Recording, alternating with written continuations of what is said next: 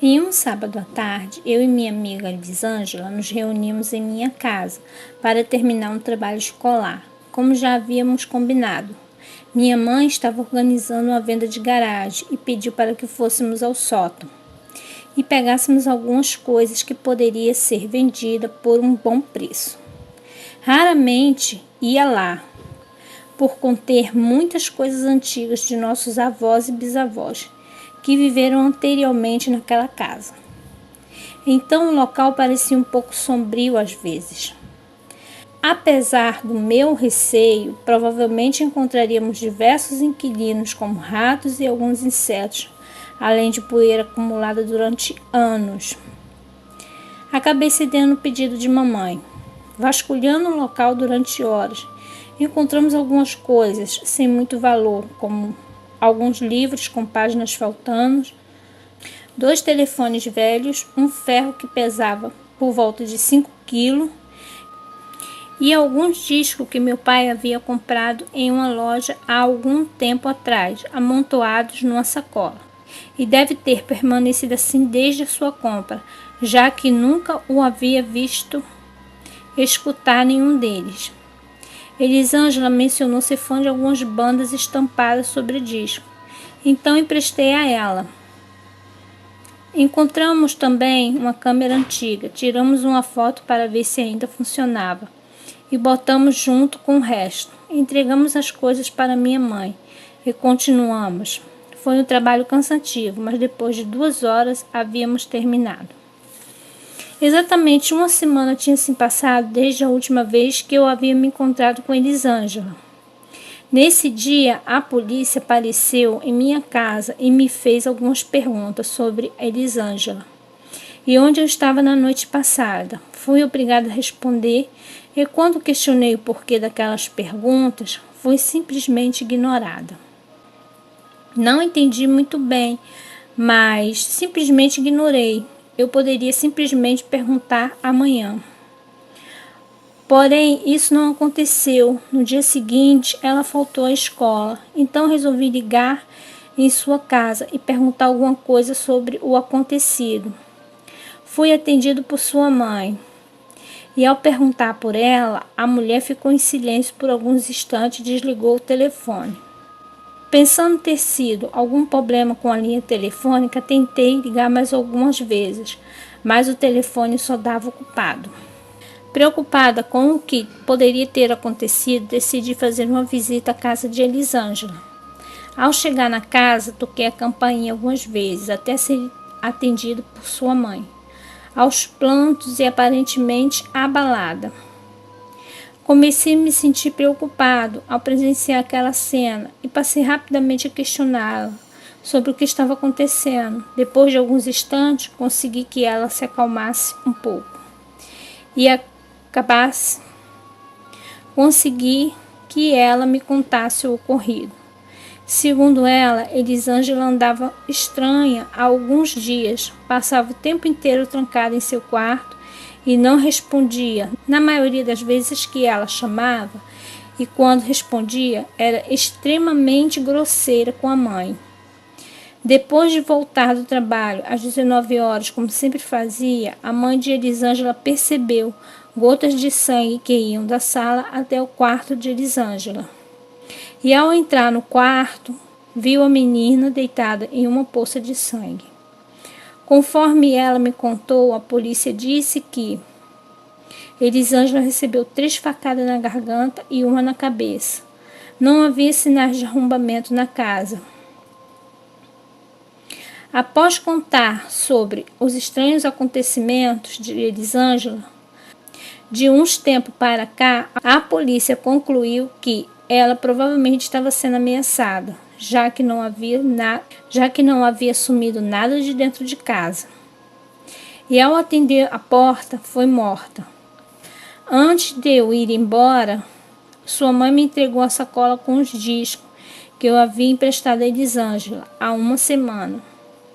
Ainda atordoada, voltei para casa. Não conseguia compreender como alguém teria feito aquilo.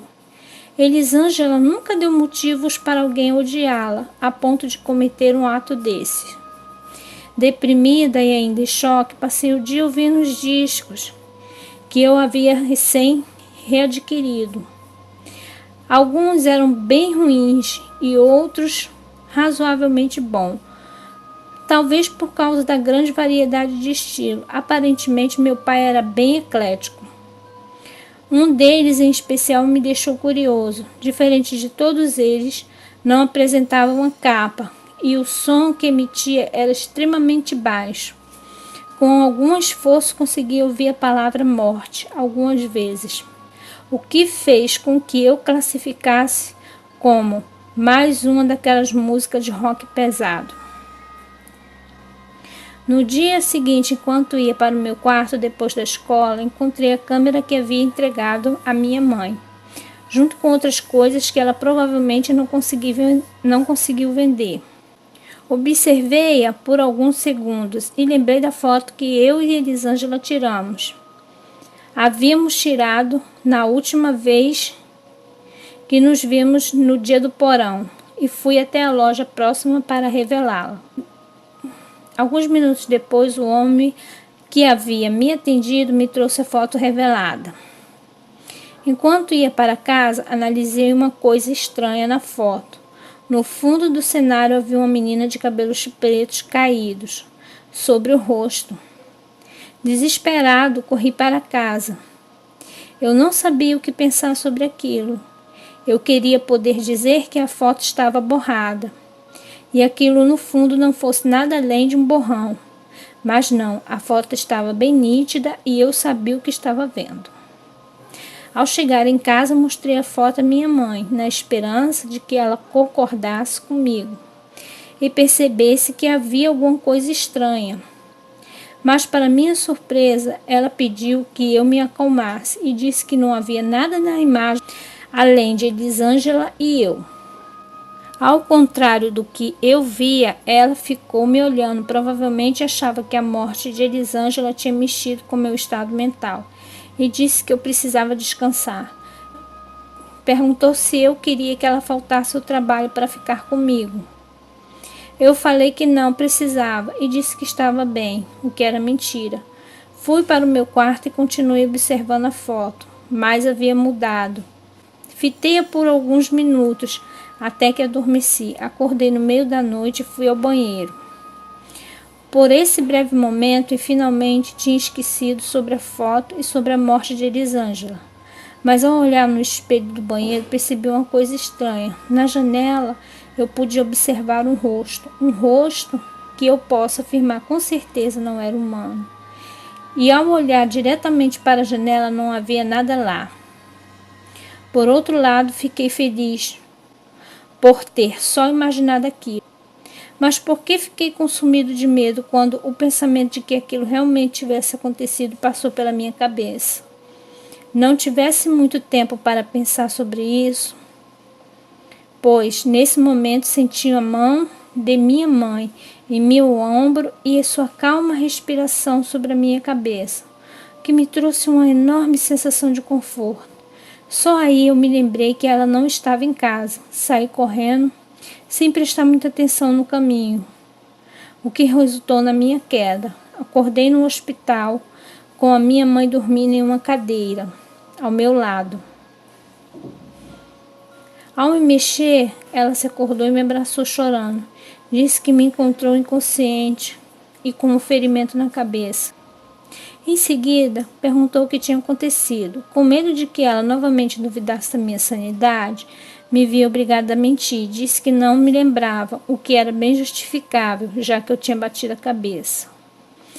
Nas manhãs seguintes, já fui liberado e, após ouvir os conselhos médicos e a advertência deles, fomos para casa. Após a saída do hospital, comecei a ver constantemente a mesma menina com os cabelos pretos, e toda vez eu via ela mais próximo de mim. No dia seguinte, comecei a ouvir passos constantes enquanto andava. Durante a noite, passei a ouvir sussurros. Aquilo finalmente estava começando a afetar meu psicológico, e eu não conseguia mais sair de casa e nem conversar com ninguém.